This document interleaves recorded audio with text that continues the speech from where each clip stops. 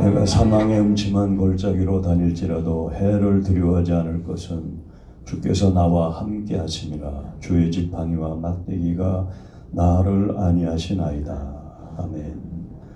하나님 아버지 감사합니다. 오늘도 거룩한 주일 하나님 전에 나와 예배할 수 있는 은혜를 주시니 감사합니다. 오늘도 우리 마음과 정성을 하나님 앞에 쏟아 올려드리는 예배를 영광 중에 받으시고 예배하는 모든 성도들 위해 하나님의 은총과 축복으로 함께 주옵소서. 예수님의 이름으로 기도합니다. 아멘. 찬송가 38장으로 찬양을 부르겠습니다.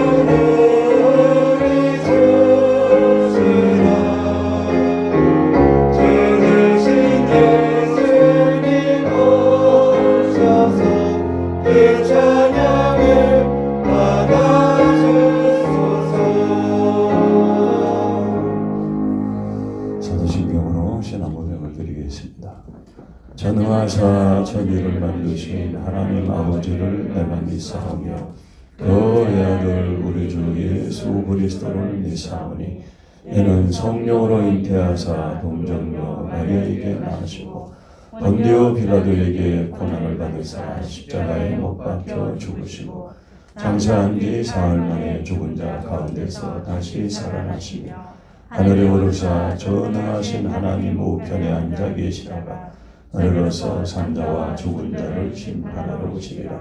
성령을 믿사오며 거룩한 공교와 성도와 서로 교통하는 것과 죄를 사하여 주시는 것과 몸이 다시 사는 것과 영원히 사는 것을 믿사옵나이다. 아멘. 찬송가 250장 찬양을 부르겠습니다.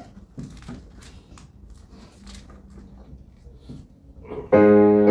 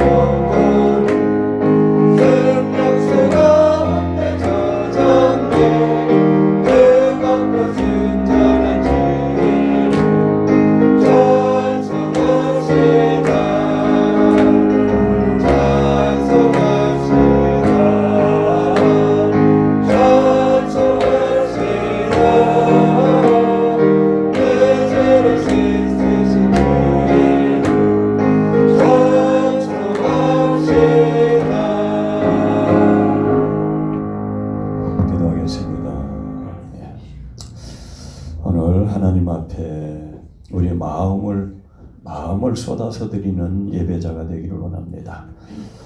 우리 몸도 드리고 마음도 드리고 우리의 정성을 하나님이 받아주옵소서 기도하시고, 오늘도 말씀을 전할 목사님을 위해서 여러분들이 하나님의 말씀을 잘 듣고 그 하나님의 말씀에 순종할 수 있도록 우리 같이 한번 기도하겠습니다. 하나님 아버지 감사합니다. 오늘도 하나님 앞에 오늘 예배자로 우리를 불러주시는 은혜를 감사합니다. 아버지 하나님 앞에 드리는 예배가 우리의 마음과 정성을 쏟아 하나님이 받으시는 예배, 기뻐하시는 예배가 되기를 원합니다.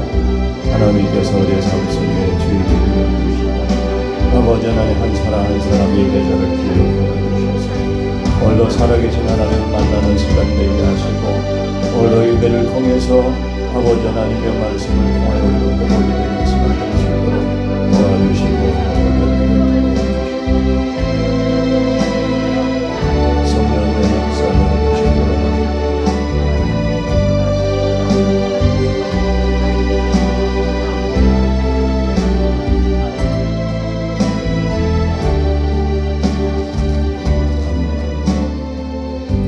하나님 감사합니다. 오늘 우리 드려지는 예배를 하나님이 기쁘게 받아 주옵소서. 우리의 마음을 생각을 하나님 앞에 온전히 드리며 집중하여 예배 드릴 수 있는 예배자가 되게 하시고, 오늘도 말씀을 통해서 우리에게 은혜 주시고 그 말씀이 우리를 믿음으로 세우는 축복의 말씀이 되게 해 주옵소서. 예수님의 이름으로 기도합니다. 아멘. 하나님 말씀 사도행전 21장 17절부터 읽겠습니다. 17절부터 20절까지 읽겠습니다. 사도행전 21장 17절부터 20절까지.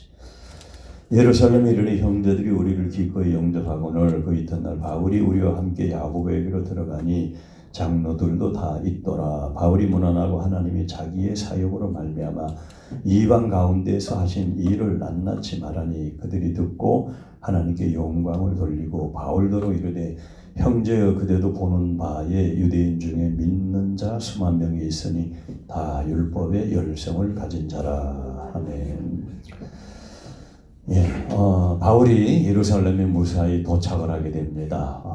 예루살렘에 가지 말라고 그 제자들이 성도들이 바울을 끊임없이 만류를 했죠. 예루살렘 가면 어려움을 만날 것이다. 근데 바울은 목적이 있었기 때문에 예루살렘에 가야 한다고 했고 예루살렘에 도착을 했습니다. 자, 예루살렘에 도착을 했더니 형제들이, 자 17절을 보세요. 형제들은 성도들이죠. 교인들이, 예수 믿는 사람들. 형제들이 바울의 일행을, 바울은 항상 팀 전도를 했다 그랬습니다. 팀이 있었어요. 바울의 일행을 기꺼이 영접하거늘 그랬어요. 기꺼이 영접하거늘. 기꺼이라는 단어는 기쁘게 그런 뜻입니다. 기쁘게. 그래서 이 마음에 기꺼이는 순 우리나라 말이 아닌가 그렇게 여겨져요. 기쁘게 바울을 영접했다. 그래서 예루살렘 교회에 도착한 바울과 바울의 일행을 예루살렘 성도들은 기쁨으로 감사함으로 영접을 했다. 그렇게 되어 있습니다. 교회를 방문하는 사람에게는 항상 기쁨으로 영접을 해야 돼요. 오늘 우리 안내 서는 분들을 보았는데 아주 기쁘게 영접을 잘하셨어요. 네. 매주 그렇게 안내 서시는 분들은 환한 얼굴로, 기쁜 얼굴로, 감사한 마음으로 교회를 방문하는 성도들을 영접을 하는 겁니다. 왜 그러냐면은 영접은 교회의 얼굴이에요. 첫 교회를 들어올 때 처음으로 만나는 사람이 영접하는 사람들이거든요. 영접하는 사람이 없다. 그러면 이 교회는 뭔가 좀 부족하다. 교육이 안 됐다. 이렇게 판단할 수밖에 없어요. 손님이 오면 영접하는 것은 당연한 것이거든요. 그런데 기쁨으로 영접했다. 반가움으로 영접을 해서 바울의 일행들이 예루살렘 교회에 잘 도착을 했습니다. 자, 도착한 뒤에 18절 그 이튿날 바울이 우리와 함께 야고보에게로 들어가니 장로들도 다 있더라. 야고보. 우리가 예수님의 12제자 중에 야고보, 요한 이 두 사람이 형제예요. 베드로, 안드레가 형제고, 그런데 야고보와 요한, 요한의 형제 야고보가 아니고 예수님의 동생 야고보예요. 12사도는 이미 예루살렘 교회를 다 떠나고 없어요.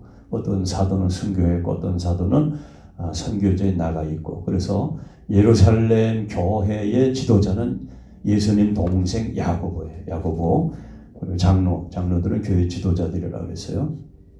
자, 장로들이 있어서 서로 문안을 하고 인사를 하고 보고를 했습니다. 그동안 바울이 이방 나라를 다니면서 복음을 전하고, 또 이방 사람들이 복음을 받아들이고 예수를 믿고 구원받고 교회가 세워지고, 또 양육을 하고, 또 교회 지도자들을 세우고 교회를 개척하고 또 교회를 확장하고, 이렇게 수년 동안 바울이 이방 나라를 다니면서 복음을 전한 이야기를 보고를 했어요. 그런데 여기 보면 아주 중요한 이야기가 있어요.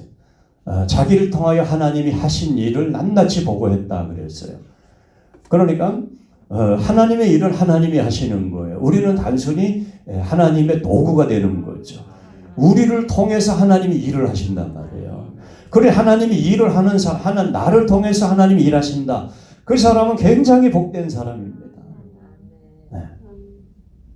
어떤 일이든지 하나님이 나를 통해서 일을 하신다. 하나님이 나를 사용하신다. 이건 대단한 축복이에요. 그래서 우리 성도님들이나 우리 자녀들이, 학생들, 청년들, 어떤 사람이 되어야 되느냐, 어떤 사람이 되어야 되느냐, 어떤 사람이 되고 상관이 없어요. 중요한 것은 하나님이 사용하는 사람이 되면, 하나님이 나를 통해서 나를 사용하시는 사람이 되면 그 사람은 인생에 성공한 사람이에요. 할렐루야. 하나님 나를 쓰지 않는다? 그거는 문제가 있는 거죠. 네. 아니, 다 쓰는데 왜 하나님이 나를 안 쓰지? 사람도 쓰고 일도 쓰고 공장에서도 쓰고 일터에서도 쓰고 사업장에서도 쓰고 나를 쓰는데 왜 하나님이 나를 안 쓰나? 하나님이 왜 나를 안 쓰나? 하나님 나를 안 쓰는 건 내 자신이 하나님 앞에 튀겨지지 않으니까 하나님이 사용할 수 없는 거죠. 그래서 인생을 잘 사는 사람, 성공한, 우리가 신앙 안에서 성공한 인생이 누구냐? 그것은 하나님의 쓰임을 받는 사람이에요. 할렐루야. 예. 그래서 어떤 일이든지 여러분이 하나님의 쓰임 받는 거룩한 인생이, 축복된 인생이 되기를 축원합니다. 그래서 우리 자녀들도 앞으로 내가 무엇이 되어야 될까? 어떤 사람이 되어야 될까? 그런 기도도 해야 되지만 중요한 것은 뭐냐면은 하나님 앞에 쓰임 받는 사람이 되게 해주세요. 할렐루야. 요즘에 얼마나 죄가 많이 사용하는 사람이 많은지 몰라요. 죄가 쓰는 사람, 사단이 쓰는 사람, 마귀가 쓰는 사람, 귀신이 쓰는 사람. 무서운 세상이. 여러분, 그러면 인생 망하게 되는 겁니다. 하나님이 우리를 써야 돼요. 하나님이 써야 우리의 인생이 좋아지고 축복되고 우리의 삶이 복된 삶을 살아가게 되는 거예요. 있습니까? 예. 그래서 뭐 공부를 잘해야 되느냐, 그게 중요한 게 아닙니다. 물론 잘하면 좋아요. 그렇지만 하나님이 쓰는 사람이 돼요. 공부 잘하고 하나님 안 써버리면 그 사람은 실패한 인생이에요. 하나님 나라에서. 예. 그래서 우리가 작은 일을 해도 하나님이 나를 사용하는 그러한 축복된 인생이 되기를 축원합니다. 그래서 바울이 보고를 하면서, 선교 보고를 하면서 자기를 통하여 하나님이 하신 일을 낱낱이 보고했다 그래요. 낱낱이 보고했다. 예? 낱낱이 모든 것을 다 보고했어요. 자, 우리는 하나님의 사역을 하고 하나님의 일을 하고 난 뒤에는 교회는 반드시 보고를 해야 돼요. 보고를. 예. 그래서 우리가 기관이나 부서나 우리의 활동을 할 때, 어디 움직일 때, 뭐 봉사할 때, 활동할 때, 이럴 때는 반드시 하기 전에 보고하고 하고 나서 보고해야 돼요. 예. 그것이 여러분에게 습관이 되어 있어야 된다. 그래야 교회가 질서가 잡히는 거예요. 예. 그냥 교회 모르게 막 다니면 안 돼요. 예. 그건 잘못하는 거예요. 그래서 가기 전에 보고하고 가고 나서 보고하고, 행사를 하기 전에 보고하고 행사하고 나서 보고하고, 구역에도 마찬가지고, 여러분들이 교회는 보고를 하는 것이다. 오늘 예루살렘 교회가 바울에게 보고를 요청하지 않았어요. 성교 갔다 와서 보고해라 이러지 않았습니다. 그러지 않으면서 불구하고 보고를 하는 거예요. 왜? 그것이 영적인 질서이기 때문에. 그래서 교회는 보고를 잘해야 된다. 예. 자, 20절. 그들이 듣고 하나님께 영광을 돌리고, 왜? 좋은 일이 많았어요. 많은 사람들이 구원받고 교회가 세워지고 양육되고 지도자를 세우고 교회가 확장되고 도시마다 다 복음화가 되고, 그래서 하나님께 영광을 돌리고 바울도 이르되 형제여 그대도 보는 바 유대인 중에 믿는 자 수만 명이 있으니 어디에? 예루살렘 교회에. 지금 예루살렘 교회는 수만 명이 모이는 교회가 됐어요. 수만 명이. 그러니 얼마나 큽니까? 지금도 수만 명이 모이면 엄청나게 큽니다. 10,000명 이상을 대형교회라고 그래요. 10,000명 이상을. 예. 대형교회, 세계에서 10번째 가는 대형교회가 한국에 다 있어. 한국에 다 있어. 한국에 대형교회가 많아요. 예. 대형교회가 많은데 예루살렘 교회는 더 컸어. 수만 명이에요. 수만 명. 수만 명이 모이는 교회. 이야. 예? 그런데 그 교인들이 출신이 누구냐 하면 유대인들이에요. 유대인들은 구약의 하나님을 율법의 신앙을 가지고 있던 사람들을 유대인이라고 해요. 구약의 신앙을 신앙생활을 해오던 사람들을 유대인이라고 그래요. 예. 대부분 교인들이 전부 유대인들이에요. 그래서 이 유대인들은 율법을 아주 중요시 여겼단 말이죠. 예. 구약의 성도들은 율법을 중요시 여겼어요. 율법. 예. 자, 방성실 펜 하나만 가지고 앞에 갖다 주세요. 펜이 수명을 다했어요. 힘이 해가지고. 자, 구약 시대에 신앙생활을 율법을 의지하여 신앙생활을 했다. 예. 그러면 율법을 왜 의지했느냐? 율법을 왜 중요하게 여겼느냐? 율법은 계명이에요. 계명, 십계명. 예. 자, 이것도 가져가. 싹 가져가. 자, 율법은 계명, 다른 말로 계명이라 그래. 계명. 예. 십계명이죠. 십계명. 예? 십계명. 여러분 이 신앙생활한 십계명을 다 외워야 돼요. 오늘 세례받을 때 다 외우는 건데, 옛날에는 세례받을 때 주기도문, 사도신경, 십계명 다 못 외우면 세례를 안 줬어요. 다음에 받으세요. 그러고서는 요즘에는 십계명 못 외운다고 세례 안 주면 또 교회 안 나올까 봐 그냥 다 주는데, 여러분들이 꼭 외워야 돼. 십계명도 외우고 주기도문도 외우고 사도신경도 외우고. 예. 자, 율법을 왜 지켰느냐? 율법을 지킴으로 의로워진다고 생각해요. 의로워진다. 예.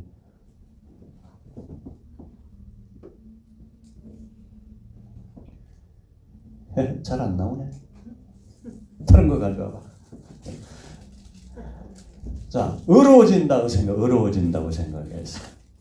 그 사람이 거짓말하지 말라, 살인하지 말라, 도둑질하지 말라, 간음하지 말라, 술 취하지 말라, 하지 말라는 게 많잖아. 이게 다 계명이잖아요. 안식일을 거룩히 부모를 공경하라. 이게 다 계명이야. 그런데 그걸 지킴으로써 사람이 의로워진다고 생각을 해. 의로워진다. 되네. 의로워진다. 의. 바르다, 옳다 이 말이죠. 의로워진다고 생각을 했단 말이죠. 율법을 안 지키면 불의하다고 생각해요. 불의하다. 그리고 계명을 지킬 때 사람이 의로워진다고 생각했기 때문에 이 율법을 지키는 것은 구원과 관계가 있다, 이렇게 생각했단 말이죠. 네.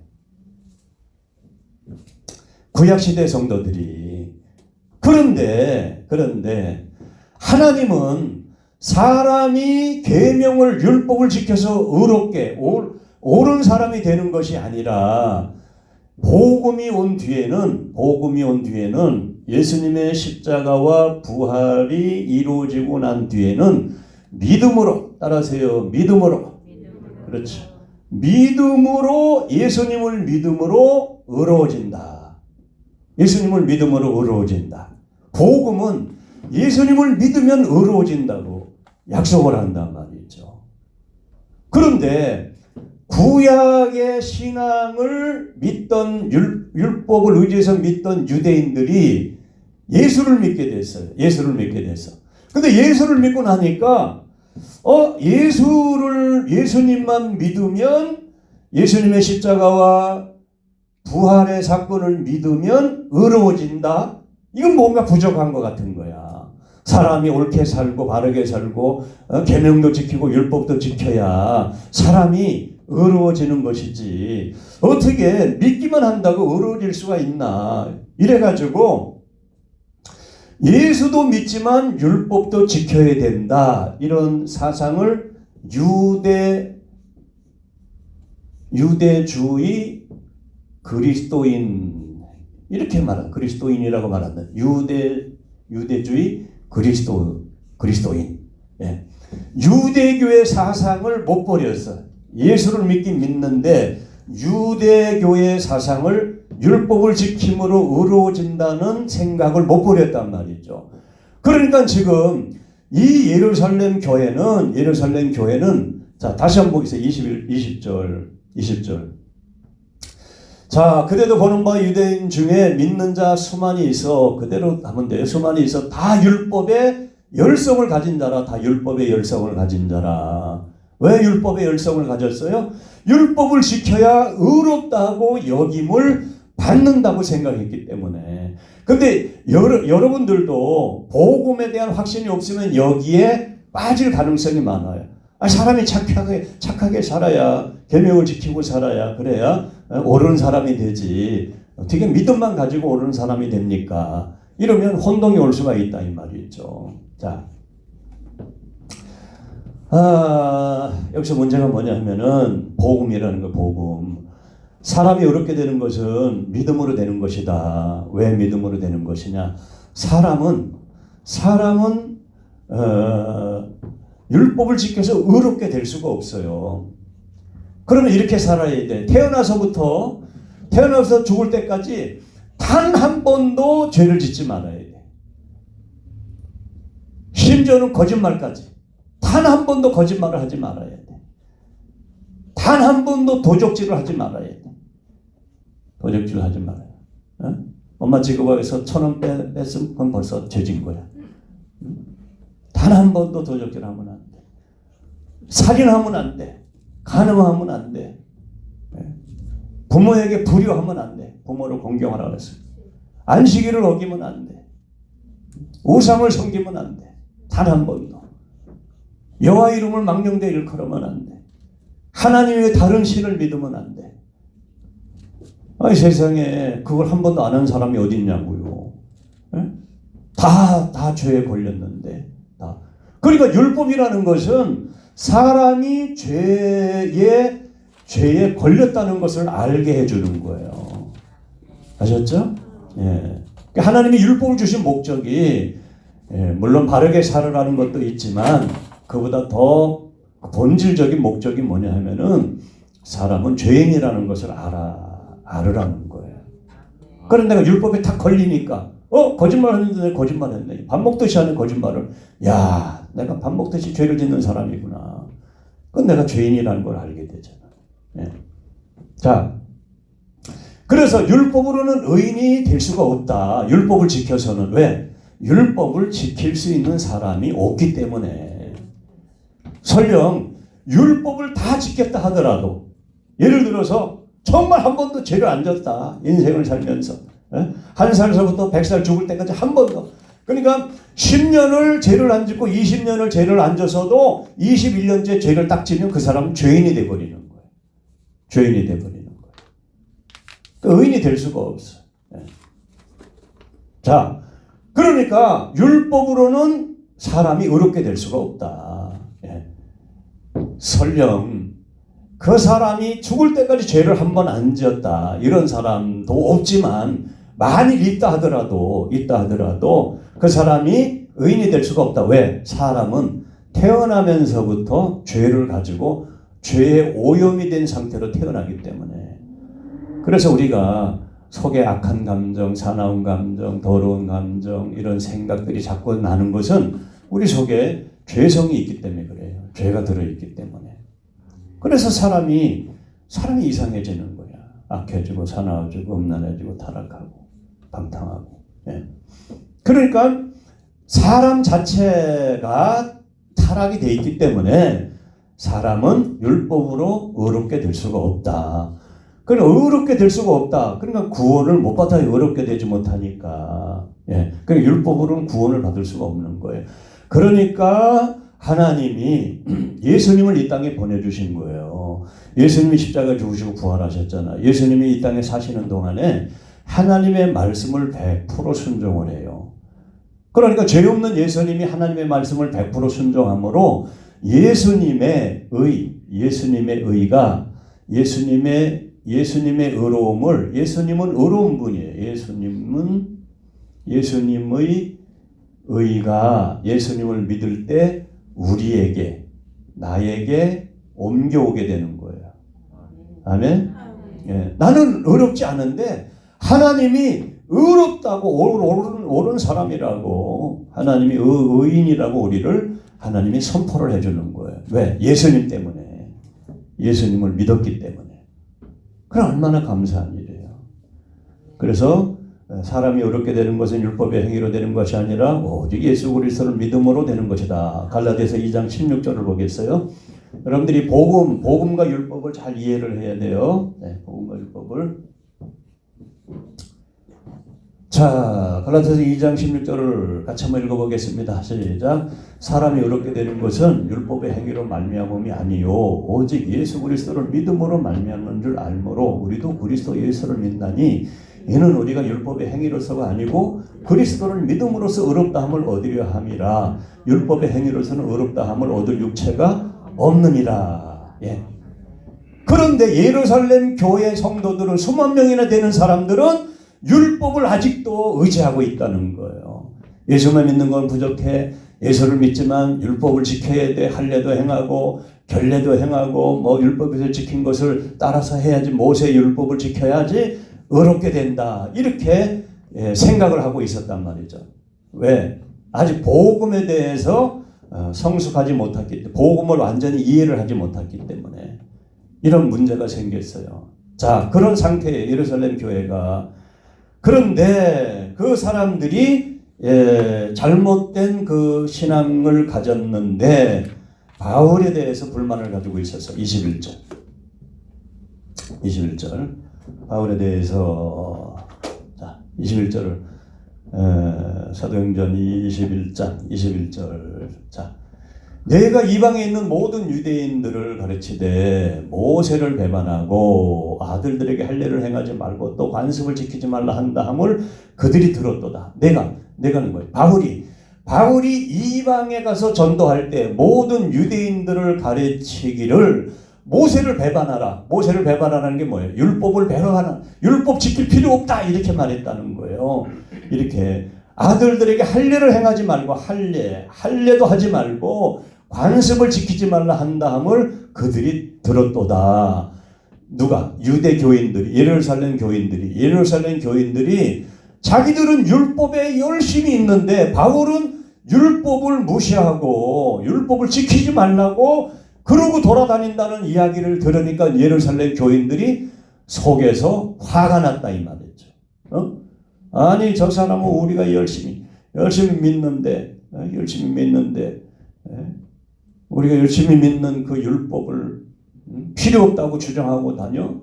저 정신 나간 사람 이렇게 말했다. 이렇게. 그래서 이게 문제가 된 거예요. 자,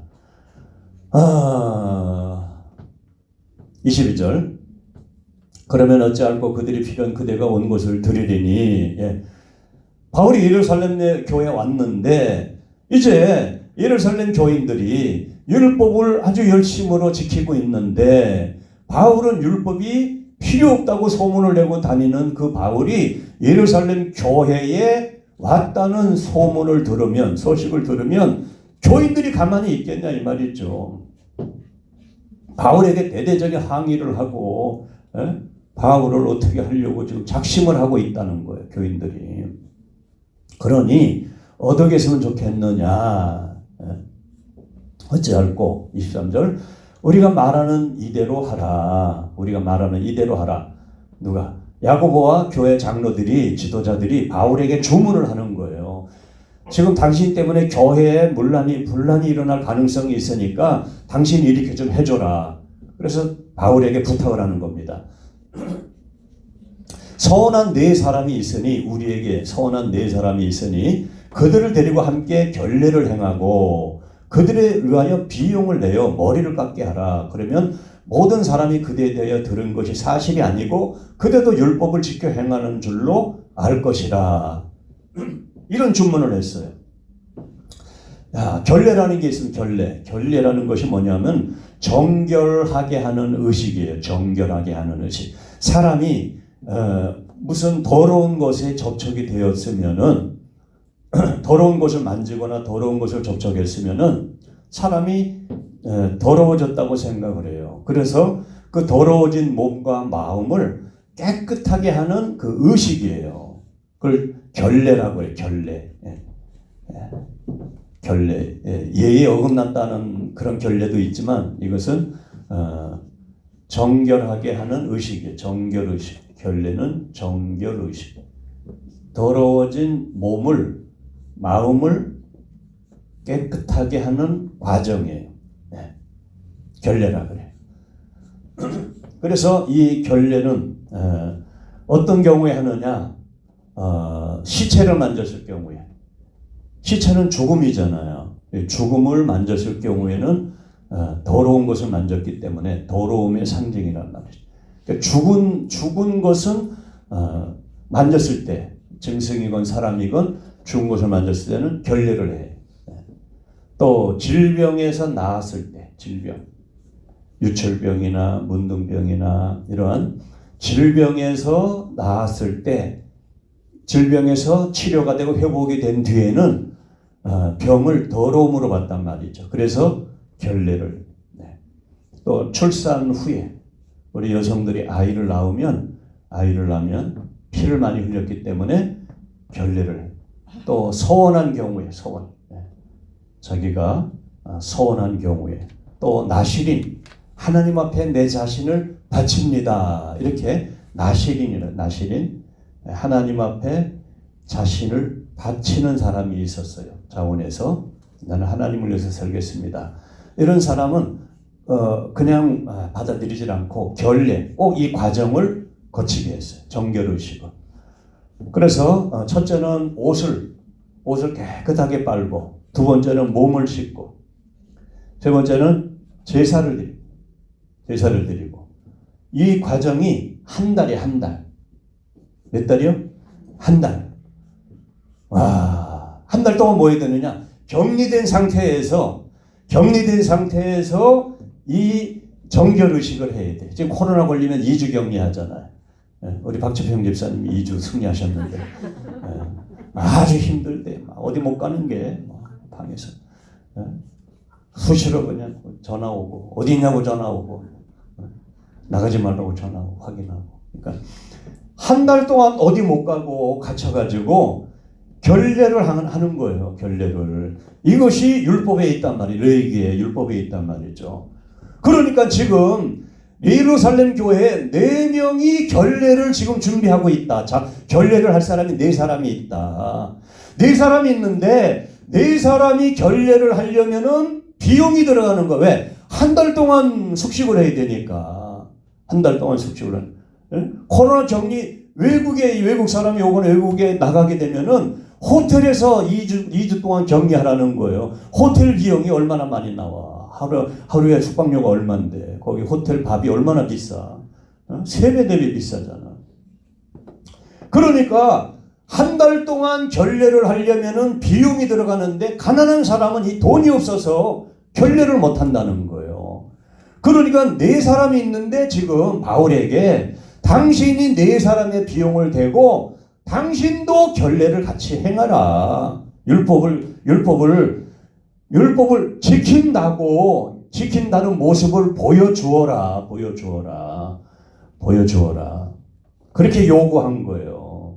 요구한 거예요.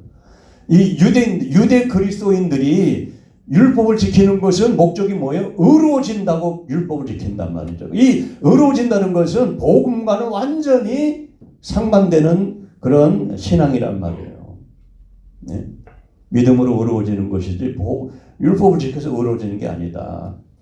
그런데 유대인들은 바울에 대해서 바울이 율법을 무시하고 율법을 배반하고 율법을 폄하하고 율법이 필요 없다고 소문내고 다니니까 율법에 열심히 있는 예루살렘 교인들이 바울에 대해서 안 좋은 감정을 가지고 시비를 걸려고 하니까 오해를 풀기 위해서 당신이 율법을 지키는 것 중에 하나인 결례를 당신이 이 사람들의 비용을 대고 당신도 같이 결례를 행하라. 그러면 유대 그리스도인들이 바울을 보고 오해를 풀 거 아니냐. 바울이 율법을 무시하는 사람인 줄 알았는데 바울이 율법을 지키네? 그러면서 바울에 대한 그 반감을 다시 풀 것이 아니냐. 이렇게 제안을 한 거예요. 근데 이 제안은 사실은 맞지 않는 것이거든. 왜? 사람이 의롭게 되는 것은 율법을 지켜서 의롭게 되는 것이 아니다. 이것도 사람이 깨끗하게 되는, 정결하게 되는 과정, 의식이거든요. 이거를 함으로써 사람이 깨끗해진다, 의로워진다, 이런 표시예요. 그런데 복음은 사람이 율법을 지켜서 의로워지는 것이 아니라 믿음으로써 의로워진다고 했어요. 믿음으로. 예. 우리는 의로워질 수가 없는 거예요. 율법으로서. 계명을 지켰다고. 그럼 착하게 살았다고 해도 그 사람은 다 죄가 있는 거예요. 남이 안 보는 데서 다 죄를 짓고 있고 죄를 가지고 있는 거예요. 그래서 한 사람도 의인이 없어요. 죄를 한 번도 안 지은 사람, 깨끗한 사람 하나도 없다 이 말이에요. 네. 그렇기 때문에 복음이 필요하고 예수님이 이 땅에 와야 된단 말이죠. 죄 없는 하나님이 죄 없는 사람의 모습으로 이 땅에 오셔서 하나님의 말씀에 순종한 율법을 지키고 십자가의 죽으심으로 죄인들을 대신해서 죄값을 지불하고 죄에 대한 심판을 혼자 받으시고 부활하셔서 그 십자가에 죽으신 예수님, 부활하신 예수님을 믿으면 예수님이 우리 대신 의를 이루어 놓으셨고 우리의 죄값을, 우리의 죄의 대가를, 심판을 대신 받으시고 예수를 믿으면 우리가 죄 용서함을 받고 예수님의 의로움을 그대로 우리가 가져오게 되는 거예요. 우리한테 넘겨주게 되는 거예요. 그래서 하나님이 의롭다고 인정을 해주신다. 구원받았다. 그 사람은 구원받았다. 예. 그러니까 이 사람들은 율법을 지켜서 구원받는다고 하니까 복음을 완전히 안 믿는 사람, 반만 믿는 사람들, 예수도 믿어야 되지만 율법도 지켜야 된다. 이런 사상을 가지고 있단 말이죠. 그 잘못된 사람은 이 사람들이에요. 바울은 잘못된 게 하나도 없어. 그런데 잘못된 것이 없는 바울에게 율법을 지키라고 요구를 하는 거예요. 예루살렘 교회 지도자들이. 누구 때문에? 이 미숙한 성도들 때문에. 그래서 바울이 결례를 그대로 따라서 합니다. 예. 그거 아니다. 막 그러고 싸우지 않았어요. 자, 26절. 바울이 이 사람들을 데리고 누구예요? 4명을 데리고 이튿날 그들과 함께 결례를 행하고 성전에 들어가서 각 사람을 위하여 제사 드릴 때까지 한 달 걸린 거예요. 결례 기간이 만기된 것을 신고하니라. 바울이 결례를 했다. 결례를 자기도 할 필요 없는 것을 했다 이 말이죠. 네. 그럼 왜 바울이 할 필요 없는 결례를, 복음에 맞지 않는 결례를 했느냐? 그것은 이유가 있어요. 바울이 의로워지기 위해서 한 게 아니에요. 바울은 지금 아직 복음이 미숙해. 이 예루살렘 교인들이 왜? 그들의 배경이 유대인이기 때문에, 유대인은 율법 중심으로 신앙생활을 했기 때문에, 율법으로 의로워진다고 조상 대대로 그들이 신앙생활을 했기 때문에 예수를 믿지만 율법을 지켜야 의로워질 수 있다. 이러한 생각을 가지고 교회 생활을 했단 말이죠. 그러니까 아직 신앙이 미숙한 거예요. 성숙하지를 못한 거예요. 그래서 성숙하지 못한 예루살렘 교인들을 위해서 바울이 그들과 불화하거나 분쟁하거나 다투지 않고 교회를 안정시키고 미숙한 성도들이 신앙이 성장할 때까지 기다려주기 위해서 자기가 양보를 하는 거예요. 아셨죠? 예. 그리고 성숙한 사람은 옳으냐 그르냐를 생각도 하지만 이것이 맞냐 틀리냐, 이게 틀린 거죠. 이게 맞는 거고. 예. 그렇지만 더 성숙한 사람은 어떤 생각을 하냐면은 그것을 통하여 사느냐 죽느냐를 생각하는 거예요. 일이 그르치느냐 깨지느냐, 일이 성사가 되느냐, 이걸 생각하는 사람, 더 성숙한 사람. 아셨죠? 예. 자, 옳고 이게 맞냐 틀리냐, 이거 논쟁을 하면은 맞냐 틀리냐, 네가 맞다 네가 틀리다, 그러면 서로 생각이 그 생각에 고정이 돼 있는데 그게 바뀌냔 말이에요.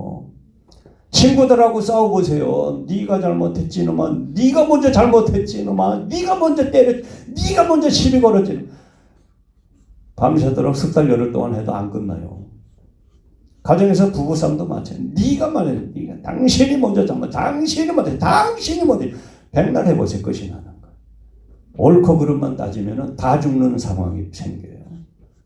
그러니까 옳고 그름도 알아야 되지만 더 중요한 것은 뭐냐? 사느냐 죽느냐. 따라서 사느냐 죽느냐, 망가지느냐 성사되느냐. 그렇죠. 일을 망가뜨리지, 교회를 망가뜨리지 않기 위해서 바울이 양보를 하는 거예요. 할 필요 없는 결례를 자기가 하는 거야. 바울은 의롭게 되기 위해서 하는 게 아니에요. 의롭게 되는 건 믿음으로 되는 거야. 그렇지만 결례를 행해. 왜? 교회의 화합을 위해서, 교회의 안정을 위해서 자기가 양보를 한다고. 그게 성숙한 사람이다 이 말이죠. 있습니까? 나하고 다르고 나하고 다르면 다 그냥 원수를 생각하고 그러면 망하는 거예요. 예. 나하고 다르면 아예 원수를 제껴버리는 거예요. 그건 망하는 거예요. 다른 것도 인정하고, 중요한 것은 뭐냐? 교회가, 그리스도의 몸인 교회가 깨트려지지 않고 교회가 화합이 되고 안정이 되고, 요거는 뭐예요? 복음에 눈을 뜨면, 복음의 성숙에 이르면 자동적으로 해결이 되는 거예요. 그 반밖에 못 온 거야. 지금 예루살렘 교인들이 신앙이 조금 더 성장하면 그건 완전히 해결이 돼. 아, 사람은 율법으로 구원을 얻을 수가 없구나. 율법을 지켜서 의인이 될 수가 없구나. 율법을 지킨다고 하지만 10년 지키다가 20년 지키다가 30년 지키다가 31년째 하나 거짓말 하지 말라 하나만 어겨도 죄인이 돼버리는 건데 어떻게 율법을 지켜서 의인이 될 수가 있는 거예요? 자기가 깨달으면 이건 금방 복음에 눈을 뜰 수가 있는 거예요. 그러니까 기다려주는 거죠. 네. 그래서 바울이 결례를 자신이 자원해서 하였다. 할 필요 없는 결례를. 네. 그래서 여러분이 공동체를 소중하게 여기기를 축원합니다. 가정을 소중하게 여기고. 네. 가정을 분란을 일으키면 안 되잖아요. 분란이 없이 가정이 평안한 가운데 가정 생활이 돼야 가족들이 편하고 하나님의 은혜가 있죠.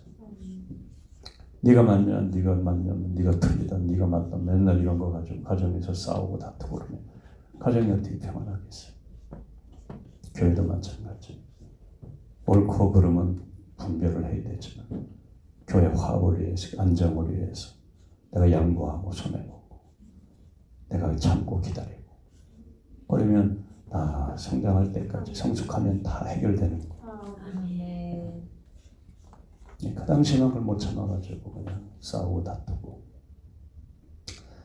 자, 말씀을 마치겠습니다. 오늘 세 가지입니다. 첫째, 교회는 모든 방문객에게 기쁨으로 영접을 해야 된다. 예. 그래서 우리 청년 학생들도 어른들 보면 꼭 인사를 하세요. 그냥 지나다니지 마세요. 그건 무례한 거예요. 그건 예절을 그건 모르는 거예요. 지나다니면 안녕하세요, 반갑습니다. 어른들도 먼저 보고 인사하시고, 교회는 항상 서로 인사를 하고 기쁨으로 맞이하는 그런 교회가 되어야 돼요. 네. 가정에서도 자녀들에게 인사 교육을 잘 시켜야 돼요. 안 시키면 못 배워요. 아버지가 어디 나가시면 아버지 어디 나가신다 인사해라. 아버지 아빠 잘 다녀오세요. 인사를 가르쳐. 아빠가 어디 일하고 들어오면은 아빠 오셨어요. 인사를 해. 그걸 할 줄 모르면 사람이 나이만 먹어도 처신을 바로 못하는 거예요. 그러니까 인사만 잘해도 사람의 인간관계에 얼마나 축복인지 몰라요. 인사 안 하고 휙휙 다니면 안 된단 말이죠. 그래서 교회는 방문하는 모든 사람들을 따뜻하게 영접해야 된다. 두 번째, 교회 모든 행사는 반드시 보고를 해야 된다. 가기 전에 보고하고 하고 나서 보고하는 습관이 교회에 꼭 있어야 된다. 그래야 영적인 질서가 세워지는 거예요. 함부로 막 다니면 안 돼. 보고해야 된다. 세 번째, 교회의 화합을 위해서, 평안을 위해서, 또 연약한 성도들을 위해서 양보하고 내가 좀 기다려주고 내가 조금 손해보고 이런 마음이 필요한 거예요. 교회뿐만 아니라 가정을 위해서도 직장을 위해서도 판을 깨려고 달려드는 것은 사탄의 역사. 그건 아주 잘못하는 겁니다. 이판사판 막 나가는 거 그거는 그리스도인의 자세가 아니죠. 기도하겠습니다. 하나님 아버지 감사합니다. 주님, 바울은 예루살렘에 도착하여 성도들의 열렬한 환영을 받았고 그동안 자기를 통하여 하나님이 역사하신 모든 일들을 낱낱이 보고하여 하나님께 영광을 돌렸습니다. 율법의 문제로 예루살렘 교회가 바울에 대한 오해가 깊었지만 바울은 결례를 스스로 자원함으로 유대인들의 오해를 풀어주고 교회를 안정시키고 또 그들이 신앙이 성장할 때까지 성숙할 때까지 기다려주는 그런 모습을 우리에게 보여주었습니다. 우리도 한층 더 성숙한 모습으로 교회 생활하고 가정 생활하고 직장 생활하고 학교 생활하고 공동체 생활할 수 있는 그리스도인이 될 수 있도록 축복해 주옵소서. 예수님의 이름으로 기도합니다. 아멘. 찬송